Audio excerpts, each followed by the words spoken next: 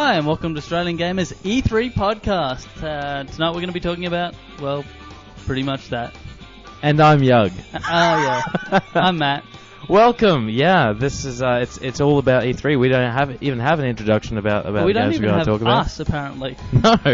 We're just going to assume you know who we are. Over and we'll 80 just move on. podcasts, you've just completely and utterly ruined the I've format, changed the Matt. format. I think it was time. It was time for a change. Time for a change. Thanks everyone for joining us. And I guess it's all about E3. Yeah, if you're not dead, and I'd say only a slim proportion of our listeners would be dead, Mhm. Yep. you would know that E3 is just finished or just wrapping up. Yep. It's not and- finished yet. I think it's just wrapping up. Yeah, it's close pretty to close to finished. Everything good has already come out. No one's going to wait till now to announce that they're bringing out, PlayStation 4 or something. I think pretty much the big three have done their presentation, and in their presentations they've pretty much displayed all the games that yeah, I want to see. and all the independents have pretty much shown everything they've got as well. So we're pretty much up with what we need to be up with. Now, okay, I mean, give me your impressions. I mean, of course, we're not there, but give me your impressions of what you think of E3. There was a lot more info and a lot more stuff and exciting stuff than I expected. Even though E3 wasn't the big extravaganza that it was last year, the whole big point about E3 for most of us wasn't the fact that there were booth babes, though that's a plus. It was the fact that everyone kept all their info till then. All their big news was saved till E3. So that's still happening. So there's still the same info. So it's still just as good. Yeah, I actually almost think it's better. I mean, yes, it's fantastic, amazing booths and booth babes and all this. It's not all that fantastic for most people who don't go. Yes. I mean, for the rest of us... And the vast majority of people in the world do not go realistically. One interesting thing I've seen, and correct me if I'm wrong... I will. I'm sure you will. Is in the three presentations from Nintendo, Sony and Microsoft, the majority of the games that were shown over the course of E3 were shown in their presentations. Do you know what I mean? Yeah, they did show a lot of games. The really big names, the big ones, and things like that. They've been shown. They were shown right off the bat. Yeah, they did. They obviously know fully well that their market is games. Almost feels like there was a lot more collaboration between the games, the publishers. I see what you mean. I think there probably always has been. I'm not really. I think maybe we're just more aware of that this year than, but logically at every presentation there's got to be a. I think the other thing is that this year there have been, and there's no need for any real hardware. Oh yeah, I was just going to say that. It is all about the games. Our new console is going to take over the world and be the most amazing thing, and then so and so says something about so and so's hardware, and then it turns into little boys in the schoolyard. It's literally a case of. Our console is so awesome. Why? Just check out these games. Yeah, they can't do the whole because it's brand new. That's why. Yeah. So who won? I have to declare. I feel the need to declare a winner of every E3. Oh. It was a Nintendo last year.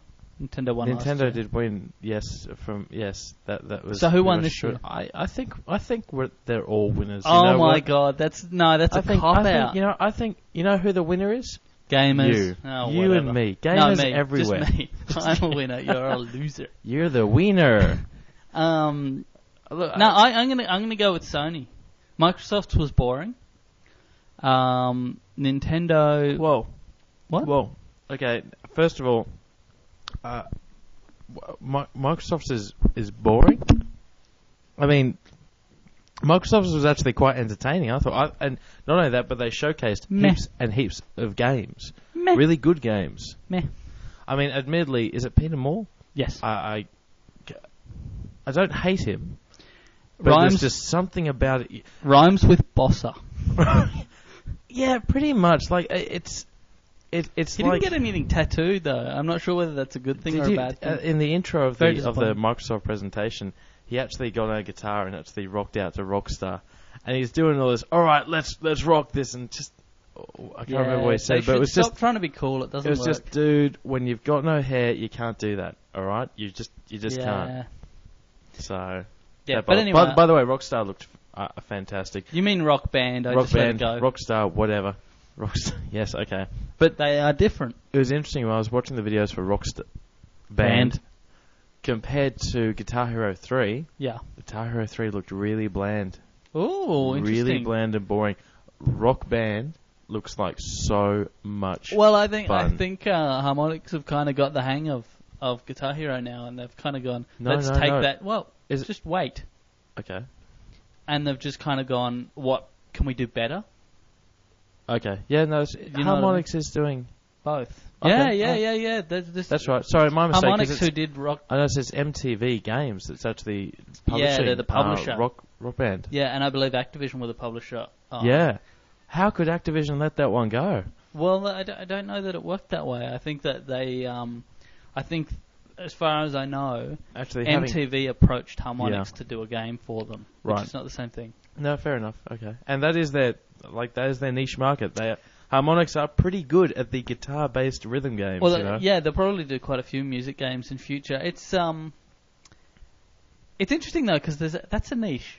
It's not like they can go, we're Harmonix, what should we do next? Oh, a kart racer, Yeah, but in the same respect, Rockstar did go from Grand Theft Auto to table tennis. I know, but they didn't have a name that said we only do this. We only do violent games. We only do violent games. If they'd called themselves like Murder, Death, Kill or... They practically have. Rockstar... No, they've got that reputation, but the word Rockstar, Harmonix, implies music. That's true. Harmonix is a musical term. Fair call, okay. You mean you are right and I am wrong? And no, I was saying that's a fair call. I'm not saying that's right. I actually just can't be... I don't think we should waste the podcast arguing this trifle point. Let's waste the podcast talking about whether or not Sony dropped the price of the PS3 or not. Did they? Did they? Oh, they did in the States. They did sort of in the States. Actually, Microsoft made the valid point that actually they didn't drop the price at all. The console price is still $5.99 and $4.99. They've changed the packages, but they have not dropped the price. And that is a very good point, because you do get more for that money, because the bigger package, you get a bigger hard drive, and the smaller package is cheaper. But really, they actually haven't changed the price at all. It's still $5.95. I didn't really think about that. Have we found out? I know yes, this... we have. Okay, yep. And? Europe is not getting a price drop. Which probably means Australia Wait. Europe is not getting a price drop. They are instead getting probably two games and an extra controller in the package. Australia is getting shafted in pretty much the same hole. It's been confirmed that... I wouldn't say shafted. No, I would. Oh, I'm angry. Whoa. No. Fired settle up. Settle down there. Fired up. No, I'm not happy at all. That's not a price drop. The problem with the console was never that it didn't have enough MotorStorm. The problem with the console was that it's too freaking expensive. Yeah, that's true. It's not the same thing. You can't just go, all right, we'll give you more stuff for your grand. Like, I don't want MotorStorm, and I don't want Resistance. And this is why, we need to put more focus on the Australian. Because, that news that came out, when I first saw that on the front of the site, you paid me out about it. I saw that little note. What?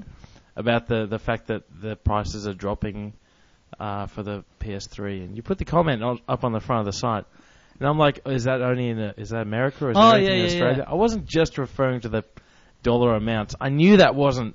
Yeah, I put $5.99, and Yoge's like, oh, is that $5.99 Australian or US? And I'm like, well, obviously it's US. I was trying to say, well, we are an Australian site. How does that actually relate to us here in Australia? I'm sorry that I assumed that our readers aren't morons. I will make sure that I put USD in future. Please do. Going back to actually E3 and sorry, just going back to the PS3 for a second. Yep. If you take the current price of the console in Australia, the future when they actually get cheaper. The future.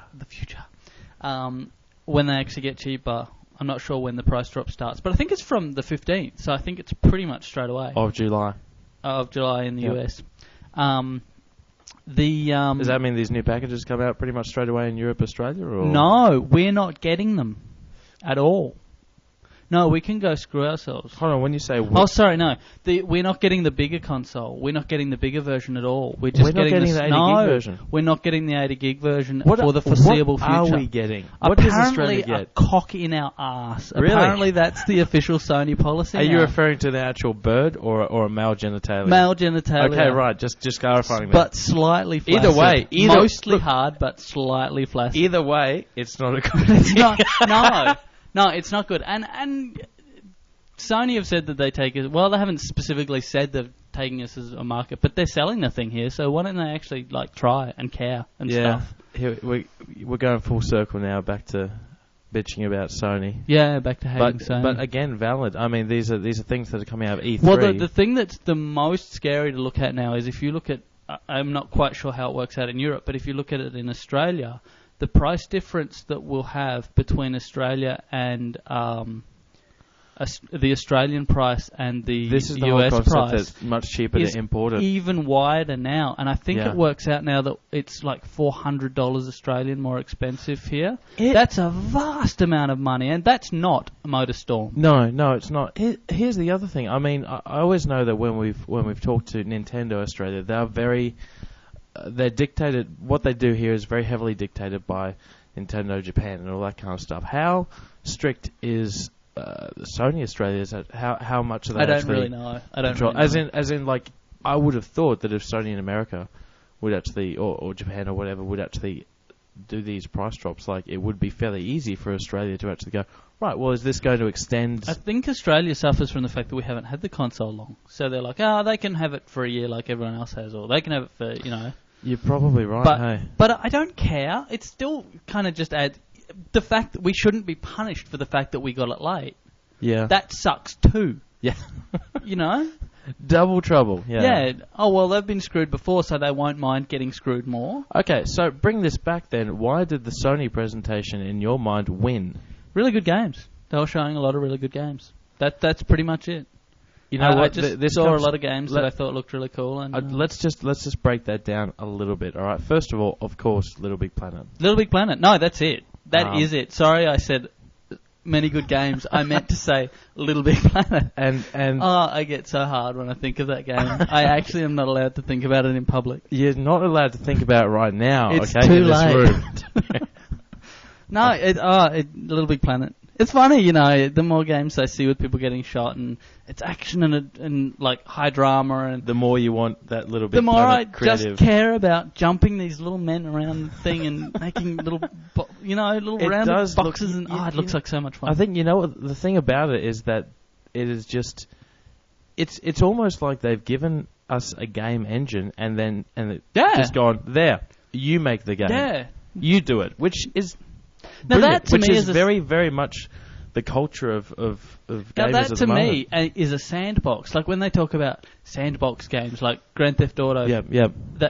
Grand Theft Auto 3, everyone's like, oh, it's a sandbox. You can do what you like, as long as that's, for example, stealing cars and killing hookers, right? Which I'm okay with. But as far as sandboxes go, it's kind of a bit of a limited sandbox of death. That's right. Kind of if you actually want to put down down payment on that car, and pay it off over time, and then meet a lovely woman and get married. It doesn't really have that. Get a second job, go to night school. Yeah, that's right. Get married, then cheat on your wife with a hooker, and then steal cars. Yeah. Then get to that point. It's not cheating if it's work up to it, sort of thing, isn't it? No, really. I'm going to go with no. All right. Yes. So mark that off the Jennifer Aniston. Yeah, I really want Little Big Planet. It just looks like so much fun. And it does. And graphically, I still think it's the best looking PlayStation 3 game I've seen. And there I have to disagree with you finally. Oh, I don't care. I still think, hey, don't get me wrong, I still think it looks amazing. And more importantly, it looks like what it does perfectly. Yeah. It's the kind of game where you look at it and go, I cannot imagine it doing this any differently. Especially I couldn't see a betterness to that. The creation of the content, I'm looking at it going, that's just awesome. I'm not even sure how that works, but it looks like it works so easy. Yeah, exactly. Yeah. I'm afraid the best graphics, finally, actually, for me, have to go to Killzone 2. Yeah, it's interesting. That was another reason that that Sony did really well. They've kind of shut up the doubters a bit because there was a lot of, it wasn't real time, blah, blah, blah. It is now. It is now. And it looks the same. And it looks really good. Slow down. Close. It looks close. And I think that's something we've noticed is a lot of these big, especially with Microsoft actually admitting to the Red Ring problem and taking that all back, and it just feels like a lot of these companies are starting to get a little bit more honest because they're forced to. Yeah, I actually think that I mean? both companies, both Sony and Microsoft, deliberately did things before E3 so they wouldn't have to do them during E3. The PlayStation 3 price drop is one. I'm not sure why they didn't just announce that. I think, to be honest, they announced that because it was already leaked, so they went, bugger it, we'll just take there's always there was always the pre-E3 announcements and things like that. Yeah, but and I think Microsoft the same, because if they'd gone into E3 with the red ring of death hanging over their heads, like a big red halo, no pun intended, that would have detracted from their presence at E3. So they kind of had to bite that one. I would also just like to quickly add on non-E3 related note. I've never been more thankful to see 3 red rings of death on my Xbox, and I finally did send it off today to get repaired. Red ring of death. Because I'd called them up because it was just freezing, there was no red rings, and they said, "Oh, that'll cost you $200 or $180 or something to post that in." I'm like, "I'll get back to you," and then I incessantly just kept switching my Xbox on and off, like every so often. I'll just no, and then eventually. 3 red rings every time. I'm like, see, at least they've made a console that can consistently die. Yeah, I know. Starks was actually posting in the forum today. You probably would have read it as well. That some of the like the Xbox 360 LANs around, they've had like that are set up as cyber cafes. They've had failure rates of up to 86%. There was one group they got like 12. They had 12 Xbox 360s and they've had 10 die. Now, this kind of stuff, it sounds like, I would imagine, and I am completely speculating and assuming here, that there is something legitimately wrong with the first generation of Xbox 360s. That's pretty much a given. Apparently the soldering was really dodgy on some areas. Something bad with it, right? So Microsoft to take it back, that's fine, they're fixing it up. Well, only when you complain. They're not recalling the product, which some people have claimed they should actually be doing. They've made a faulty product, not just a product that occasionally has a minor flaw, but a product that is, of itself, faulty. You know what? I'm just not even going to go there. I am happy that they have turned around and said 3-year warranty, and for the red rings. Because the ones that are on the shelves, if I go down there now and I buy one tonight, which I'm not going to do because I'm poor. True. But let's say I spent the night on my back, for example. Yep. And I was able to get some cash on all fours, indeed. On all fours. Yep. Yeah. Then I went down. You did. And yes. Let's say I spent the night. You didn't really need to clarify giving sexual favours, and then I was able to say borrow the other $550 from my mum or something. Sure. Okay. Yeah. Because I've got like $90 saved up as well. So okay. Yep. So yeah. So that like $10. You're painting a bleak picture. Keep going. My point here is that I'll get a flawed console. My console will almost certainly be bad. No, wait. Or will it? Or have they fixed that That's problem? what I mean. I think, actually, you know what, I'm assuming again, but I think that any new ones, they would be. They do not want to continue to... You assume a lot. Do you assume that correctly, or are they only fixing them when they run into problems? I don't care. I do, though. I think that's irresponsible if that's what happens. But... You know what? It is in their best interest to fix these consoles because postage back and forth is not cheap for Xbox 360 consoles. Granted, but if I was to buy... you're right. It would have been good if that's what they had done, but I'm not sure if that is what they've done. I could be wrong. They might all have kind of fixed these flaws over time, and it might be just the ones that were launch titles that were consoles that were dead. Yep. But it could be that I could go down, I could buy an Xbox 360, I could bring it home, I could have it working for 2 days, and then it could die. And then it'll take them how long to get it back to me? That's not fair. That's not okay. If that's a potential possibility, then it's not okay. Yeah. No, I'm not. It's not a question. Okay. That isn't okay. Okay. No, and that's valid. What you're saying is completely okay and valid. I just on the flip side, just understand that I'm just ecstatic at the fact that I don't have to pay to get my 3 red ring console. Yeah, valid. But how long? Considering that a month ago I would have you thought you were going to have to. Yeah, no, I totally understand that. So more importantly is that Microsoft have done this. Yeah. You know, there was quite a while there where none of us thought they would do anything. Though everyone was calling on them to. The other thing that I'm a little bit dubious about, but I can kind of understand from a liability point of view, is that they haven't acknowledged the size of the problem. They haven't said, look, there's a flaw with this machine, it's busted, we'll fix it. They've said, there's a small failure rate. It's higher than we'd like. Have they said small failure rate? Yeah, they've basically said, oh, it's minuscule, but we want full 100% customer satisfaction. I wasn't aware they actually said. They didn't use the word minuscule, but they did say it was a small failure rate. Okay. And it's not. It's a very high failure rate. Can we get back onto E3? Because that's one thing that I do want to... Killzone 2. Just to finish that one off, just like you on all fours, we were talking about how it compares to the Killzone trailer from E3 2 years ago. Indeed. And don't forget, that's E3 2 years ago. Yeah. What's the point? My point is that's 2 years ago, and the graphics don't look as... I'm sorry, they do not look as good as they did on that trailer 2 years ago. But on the flip side, I am pretty much 100% convinced that is in-game footage, and it does look amazing when taken on its own merit. Apparently there was this footage of like the people playing it as well, like in the side corner. I thought that looked amazing. One other quick PlayStation thing to touch on is, and we're not going to know the game of it now. There was a little wireframe-based game that was basically kind of Escherian in layout. It looked really cool. Yeah. Really interesting kind of Portal/Crush/.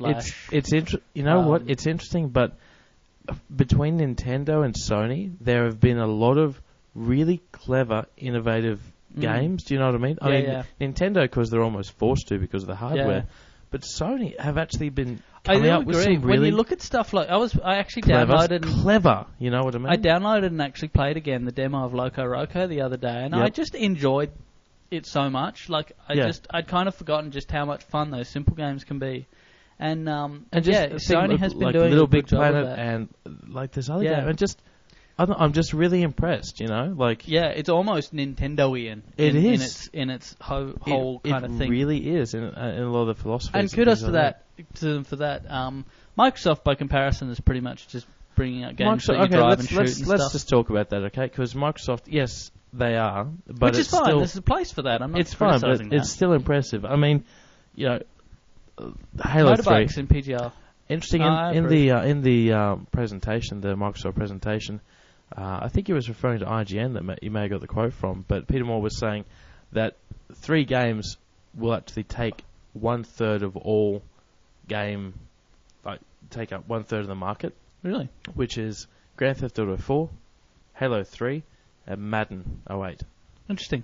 Yeah, I always forget. It's easy to underestimate how big Madden is in the US. Especially here in Australia, because we don't care. But over there it's massive. It is huge, sort of thing. And that is a good point. Like, they are 3 games, and I know at least 2 of them I am looking forward to. Halo 3, even more so now that I've seen the single player. The single player video I was impressed by. I saw it and I kind of thought, I hadn't really cared about this, but this actually looks pretty good. Don't get me wrong, I think this is something that our listeners need to be aware of, which is Matt and I are not not really Halo Online players. We're not. I think the term is don't give a crap. It's not that I don't give a crap. I have played Halo 2 online on the Xbox. I did enjoy it. I just didn't get into it. You know, it's just... No. I have no doubt it is amazing and fantastic. But for me, Halo 3, I'm much more interested in the updated graphics and the storyline. Actually. Yeah, I never got into campaign. I never got into the Halo multiplayer, largely because I've known too many Halo multiplayer people, and there's a fairly high spaz level in there. Sorry, Starks, I don't mean you, but you're the exception. He doesn't mean you, but he did just single you out. Yeah. So. No, there's an awful lot of. I'm not a big fan of the communities of most FPS games, to be honest. I don't know if you can say that. I think you might just be assuming that of Counter-Strike. But Counter-Strike is a pretty good example. You read some Counter-Strike forums, and no, I shouldn't say this. But read the forums that aren't the Australian Gamer forums in Gamers World. I'm going to get in trouble for saying this, but it is funny. I actually want to post on them. Just and say what? Fix people's spelling. Isn't that fascinating? You know, like there've been a couple of new people that are posting in the Australian Gamer forum, and I think there was one guy that just posted a whole bunch of new topics and about random nothing. It's just oh, dude. you are not going to last here long with that kind of spelling. And that's what I thought to myself. And I'm like, that's cool. I do like that. Yeah, yeah. It's not just you that's a spelling Nazi on our forum. No, but I'm not. I'm actually not too bad. I only pick on certain people. You just do it to be a bastard. Valid. That is true as well. So yeah. So what else have we loved at E3? Okay, just a couple of things from the Microsoft side of things. We were talking a lot about Sony. Mass Effect. Did you see the video for that? I actually didn't. I'd seen previous video of it, and it actually looks like one that could be really interesting. It still suffers from what I call the poser effect. A lot of games, especially 3D games, have this where you look at the characters and it's like, wow, I don't know if anyone's used the program Poser, but they just look. It looks like a carbon copy. 3D model of a human character sort of thing. No imagination into it. No personality to the characters, and no real difference or interest. It's like they've gone Control-C, Control-V. It's a dummy. Basically. The dummy of the 3D modelling world. Yeah, I always got that impression about Mass Effect, but after watching the trailer, it looks fascinating. Yeah. It looks really interesting. And that's... Haze is another one that interests me. Like I don't know. I missed a little bit about that. I think it's actually PlayStation 3. I'm not sure if it's Xbox 360, but it looks really interesting and really cool. And there's the thing that I was reading today. The thing that really fascinates me is that you wear this special suit, and apparently there's a drug in the suit that makes you better at war and better at warfare, stronger, more powerful, more effective, blah, blah, blah. But it also deliberately dulls your sense of the violence of the war. And apparently sometimes things happen and the suit will fail, and you can hear these horrific screams of the people you're hitting and like blood, because the blood is removed, like the blood's kind of washed out. So you're saying most of the time you play through the game you don't have this thing on? No, most of the time when you play, you have this thing and it makes it kind of almost pretty. You don't have screams and people dying. You know what? That's actually quite down the fascinating. And then suddenly you're faced with an unusually harsh. That's a fascinating concept, considering that most computer games, when you think about it, sort of have that rosy-coloured sort of feeling about them when you're. Well, people you shoot people and they go rah and they fall over, but people don't. When you shoot people, they don't fall over and die. They fall over and scream for a few hours and then die. That's just what happens. People don't just go bleh. And on that topic, one other game that I did want to bring up is Call of Duty 4. Yeah, that looks interesting. Which now, while we're talking about Call of Duty 4, we'll talk a little bit about it. It looks cool. Looks like more Call of Duty. Put it this way, if anyone's seen the trailer, especially the one that Oracle posted on the front of the site, the bit with the nuclear explosion in the helicopters, if that's real time, I'm sold. That's fantastic. Was thinking actually that when we were watching that before, nuclear hasn't really been done very well in a game, like a first-person game. And the extreme physics of a nuclear blast, I've never seen recreated anywhere. Like, imagine you're playing a game and, like, something happens and suddenly, like, let's say you're in a suit, but you're suddenly, like, hurled into a wall. It's got to be one hell of a suit, man. Like, that's... No. I mean, if you're a distance from it, okay, right, yep. You know, you might not be vaporized. I'm not talking about a suit that you can just ride the bomb down. I'm saying that with the cowboy hat, sort of swinging it around your head. When a nuclear bomb goes off, it sucks all the air from underneath, pulls it straight up into the air. Yep.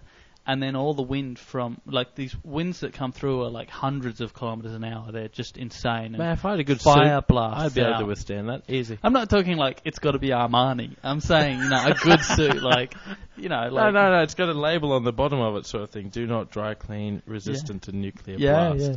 I'd say you could dry clean that. Okay. Yeah, it'd be fine. No, absolutely not. You don't dry clean that stuff. If it says don't dry clean, do not dry clean. I got a jumper the other day I bought, and I had a look at the back of it because I was about to wash it, and I found the label, and I lifted the label, and it had care instructions on the back. Yep. Not unusual, you think, but I mean literally, it said care instructions, and that's all. It just said the words care instructions. I wanted more info than that. Did you? Did you though, man? I did, and I thought it was bizarre to actually have a label that just says care instructions without actually providing them. I mean, maybe that just assumes that you should care instructions you should already know. No, I can't think. No. Yeah, so I threw it in, and then I threw it in the drive. Was it a cheap for shirt? 4 hours. No, it was really expensive, but oh wow. Well, there you go. it was it wasn't hugely expensive, but it was good. Maybe that is the care instructions. There are no care instructions because it's such a good shirt. Such a good shirt. Yeah, and it's cotton. That's right, and you could wear it in a nuclear blast as well. Yeah. It did say that. It said care instructions. Did it? Wear in nuclear blast. Excellent. But do not iron print. Now, the one last thing that we really have sort of left out of this is Nintendo. Yeah, now Nintendo... No, there was two, actually, but we'll get onto the other one. Okay. Nintendo's press conference I actually did watch from beginning to end. Mm-hmm. And I got a bit bored. It started really good because Reggie was talking about the industry rather than Nintendo. And I thought that was really interesting. He gave a lot of statistics and figures for the growth of video games industry in the last year. And he said, for example, in Europe and America, the industry has grown 46 and 42% since last year. And in Japan... Whoa, that is huge. Yeah, and in Japan, the industry has grown by 114%. Now, that's a market that's already heavily saturated, so that's impressive. And it's then he went on to how that's because of Nintendo. Yeah. Basically, he made the point that the market couldn't have grown... the non-gamer market. Yeah, the market could never have grown that much without the market itself growing, the user base growing. Valid point. Valid point. Yep. Great. Okay. You know, go Nintendo. Good one, Reggie. Then they showed a lot of stuff. They showed a few games, and they showed 2 new peripherals. Were you aware of that? The wheel thing and the gun. No, 3 then, if you count the wheel. I didn't count the wheel because I thought it was stupid, and you can get that as a third party anyway. Okay, yeah. But the gun thing, which is kind of cool, and actually they showed people playing Call of Duty. I don't think it was 4, but it was like Call of Duty 3B or something. Or whatever, yeah. Call of Wii. Call of something. Yes. Wii of Duty. Aren't we clever? Yep, keep going. Yeah. They showed people playing that, and it actually looked pretty cool. It actually looked good. And there's a Resident Evil coming for that as well. Which should be an absolute blast. But there's a lot of people I know at the moment that are playing Resident Evil 4 on the Wii. It came out just recently. And might I add, someone in the forums, I can't remember who, someone pointed out that it's like JB Hi-Fi, $50 or something. $64. And I've never played Resident Evil 4. I've never played Resident Evil 4. Matt will stand by the fact that it's one of the best games he's ever played. It's probably, at least in the top 3 best console games I've ever played. Probably the top 3 games of any kind I've ever played. It's truly spectacular. And so the Wii, I highly recommend anyone with a Wii. Yeah. You should pick that up. Yeah, absolutely. But it's tops. A couple of other things. I mean, there was more Mario Sunshine, more Metroid. Yeah, more Mario footage, more Metroid. Metroid's been delayed until next year, I believe. Right. No, am I getting confused with something else? It's possible. Anyway, it looks cool. It looks good. It looks like a lot of fun. I suspect it'll use that Zapper too. Which one? Metroid. I suspect it'll use the Probably. Zapper. I see no reason it wouldn't. The Zapper is actually coming included with the consoles as well in future to support to get it out for a short period, I believe, and it will also only cost $20 US. So that's cool. Say 25, 30 here. But that's not bad at here's all. The thing. It is just a bit of plastic that you stick your controller. We've sort of got this sort of that's nice, that's lovely sort of attitude about the whole Nintendo thing. Was there any sort of Yes, wow. There was something called Nintendo Fit. Wii Fit. Now, have you seen anything about that? I have a little bit. Yeah. Basically, a set of scales for the Nintendo. Right. For the Wii. Yep. That you can use with probably a little bit of a variety of games, but at the moment it's only coming with Wii Fit. Or it's... No, see, the closest I've heard to that was the Sony Kinetics thing that came with the iToy. There's a big difference between the two, which is that the iToy sucks. Do you know, I was very I was determined to review that at one point, and by review I was like, I was going to go through their 6 week routine sort of thing, every day do the same. No, I lost it about sort of 2 days in, I think. Yeah, nice. Just it can't make you do them. That's the problem. That's unfortunate. Yeah. Now, the thing with Wii Fit that really interested me is that it's so based on balance. The thing is basically, it's kind of like scales, but it's not really because it's got 4 different sensors that can detect your balance. Well, it might have 1 billion sensors. I don't really care. Okay. But the point is that it can tell where you're shifting your balance and where you're standing and that kind of stuff. So, you can do sporty type stuff. Okay. But the problem with that is that it's a bit limited in terms of what you can do. For example, you can't do anything that involves, like, arms. Why? Well, because it doesn't detect that you're moving your arms. It doesn't detect that you're... Oh, okay. So right, basically, all it can really do is tell that you're stepping left to right, or that you're, balanced on one foot. There's some cool yoga kind of stuff, though, that looked pretty effective. Either way, I mean, it's a cool concept, which is probably long overdue on the Wii, especially. I mean... Well, it looks... The problem is it's really hard to get something to tell what you're doing in terms of your whole body. It's easy to tell where your fingers are, and it's easy to tell where, say... Like the nunchuck, for example, is a good way to get where this stick is, but where both arms Here's what and they legs should do, right? If you get 4 Wiimotes, they should have a strap, so you can strap that one would on be each leg, so cool. one on each leg, and one on each arm. That would be so cool. Really? Yes, that's the best idea you've ever had. Why do you not work for Nintendo? It's brilliant. And then you could I still can't tell if you're mocking me or not. No, I think it's brilliant, honestly. But I think you'd need a fifth. I think right in the middle there. Yeah, one on your body, but I don't think you can do that. I think it'll only support 4. You might look a bit silly, but that's okay. I don't care. I look silly anyway. That's My true. face takes care of that. That's true. That's sold. But yeah. So that's kind of interesting. That's interesting, but in the same respect, I mean... There was an awesome game they were playing... Sorry, there was an awesome game they were playing where basically you stand on the thing and they throw soccer balls at you and you have to head the soccer balls, but without heading the, like, anvils and stuff they also throw. Okay, and right, it actually so you looked really fun, and they had Kaz and Reggie playing it against each other, and it actually looked pretty cool. Because it can tell when you're shifting forward to hit. Yep. So it... No, it actually looked like there was a bit of fun to it. No, that sounds alright. And it uses your Mii's quite extensively. As it should, yeah. As it should. So that Mii thing is kind of cool. I dig the fact that they've made that kind of universal within their games. Yes. Within their relatively relevant games. Home is cooler. Yeah, now home is actually the other thing on the PlayStation 3 that really enthuses me. Yep. Before we just jump off the Sony thing, though, probably before we wrap up, new PSP. Yes. I probably should just mention that because I've been kind of keeping an eye on it, and you are the resident PSP. I'm the resident PSP sort of person who cares, I think is the term. Yeah. And yeah, they are bringing out a new PSP. They have announced that they're bringing out one. It'll be 30% lighter, and that's about it. There's not really that much difference. The main other thing is TV out. There's going to be a video out. Now, the thing that is most interesting about that to me is the PSP's resolution is tiny. It's really, really small. But UMD movies especially, I mean, how do they... Well, that's the point. The point is to be able to put out movies to TV and to be able to even game on the TV. But I don't think that I'd want that because the resolution of a PSP, from recollection, is about 480 by 270. Don't forget, or 420 by 270. I mean, a lot of people with the normal, not high def TVs, but with normal TVs and stuff like that, when you do output something that's on a, I mean, those PSP screens are like very crisp and clear and stuff like that. Yes. You put something like that onto a normal TV, it might look alright. No, that's where I disagree. It will look about 3/4 of the resolution of a VHS video.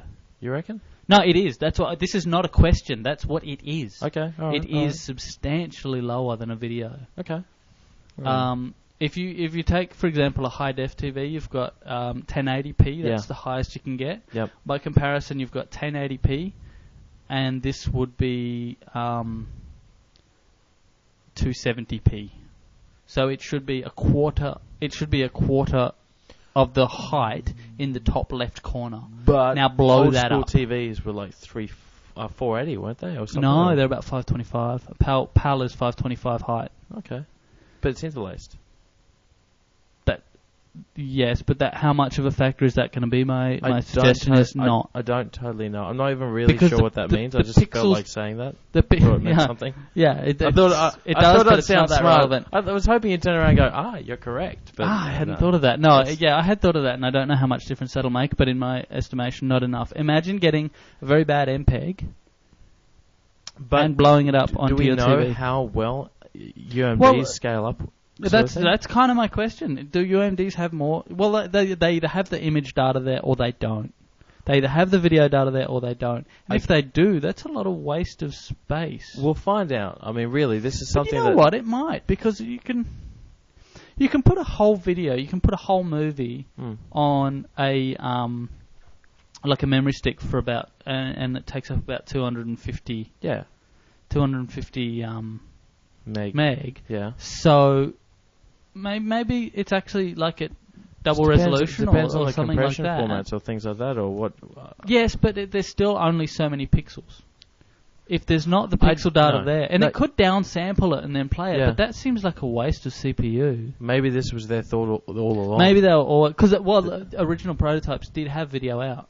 Yeah. So maybe the video is actually at a higher resolution than what it displays, but that seems unlikely to me. It just interesting, but once again, it's PSP related, so for me, it's not that interesting. Yeah, I'll just be interested to see how it actually looks, because it's always bugged me that they say. I would be fascinated to say first of all, I'd be interested to see how UMD scales upwards onto a TV, but second of all, I'd be interested to compare, say, Grand Theft Auto Vice City Stories on the PS2 against Grand Theft Auto Vice City Stories on the PSP streamed onto a TV. Yeah, it should look. Don't know, but in any case, it'll be interesting. And I'll probably, if they do come out relatively soon, I'll probably actually get one. I'll probably upgrade mine. Cool. I didn't do it with the DS Lite. I've still got the old DS. You give me your old PSP. I'll have it.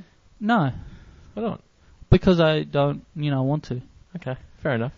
So, just to wrap up this E3 related podcast, I would like to say that I still think Nintendo are the winner. No, I'm going to go with Sony. And I say that just purely for the fact that their games were really impressive. And with Nintendo. Did I say Nintendo? Yeah. I thought I meant Microsoft. Well, that's not what you said. That's not even a Freudian slip. Microsoft. I think Microsoft are the winners. All right. Well, I'm going to go with Sony, and I think we all know why. Last thing. Planet. One last thing. Assassin's Creed. Oh, I want that. My God, I got nothing else to say about that. Yeah, Assassin's Creed. Yeah, jumpy, runny, stabby. That's it. My God, yes, thank you. It's a winner right now. I still want Little Big Planet more. I know you do. You get it. The big disappointment for me this year. Where is Spore? Oh yeah, I didn't think about that. Yeah, and so I've seen nothing about Spore at all. So that makes me suspect that it's a little behind schedule and it's not coming out ever. Well, don't settle. You're right. No. All right. Well, I think that because Yoke has something wrong with his brain, we're going to have to go now.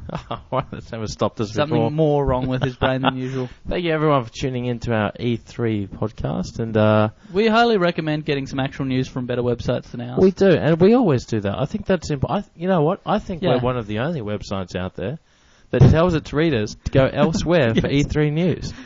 We actually do recommend not using us for news in any way. Because it's, at the very least, if you could fact check everything for us and get back to us, we'd really appreciate that. That'd be really helpful. So, if you're a regular listener and a regular forum subscriber, pop onto our forum and say what you thought of E3, what you liked, didn't like, what were impressed by. Yeah, look, more E3 talk on the forum I think would be good. I'd like to hear what everyone has to say. And just a quick shout out, anyone that's in Brisbane, we'll be at Land Smash this Saturday. We will be smashing a LAN ourselves. We will be. You can go to Land Smash lsarena.com. Yes. I'm pretty sure that's it. I could be completely wrong. It's posted on the front of the site. It's posted on the front of the site. AustralianGamer.com/read.html. No, just AustralianGamer.com. But anyway, thanks everyone for tuning in once again, and we will talk to you next week. Well done. I was dragging that one out. Yeah, I don't know what you were going with the there. Suspense. I don't know. They may have thought, when will the podcast tomorrow? be? Is it going to be? Is there an announcement? Is there going to be one of those late announcements like they have at E3 all the time? Guess what? That's right. No, we would have pre-announced the fact that we'd be having the podcast of the future. That's what they do at E3. Do they? We would have. No, but often at the end of the announcement they go, and one last thing, like Steve Jobs does. You know how he's always, and one last thing. So I think. Okay. That's not E3, but we could do that. What sort of one last thing have we got? I think it's horrible that we're relating Australian Gamer to E3, but anyway. No, it's definitely setting too high a standard for ourselves. One last thing is. One thing we will be doing at this... no. What? No, I don't want to say it. What? We've got so much that we could say, though. I know, but I want to talk to you about that because I think we're running a bit late. I think we should We're not going to tell. No, that's we're our not gonna announcement. tell. Our announcement is we're not going to announce. We're not anything. going to announce anything. But we have a lot of stuff we could. We announce. do. We've got so many announcements. We really do. Yeah, announcements in our pants. Stop I don't thinking know about what that meant. Stop thinking about Little Big Planet. All right. Thanks, everyone. We'll talk to you later. Bye-bye.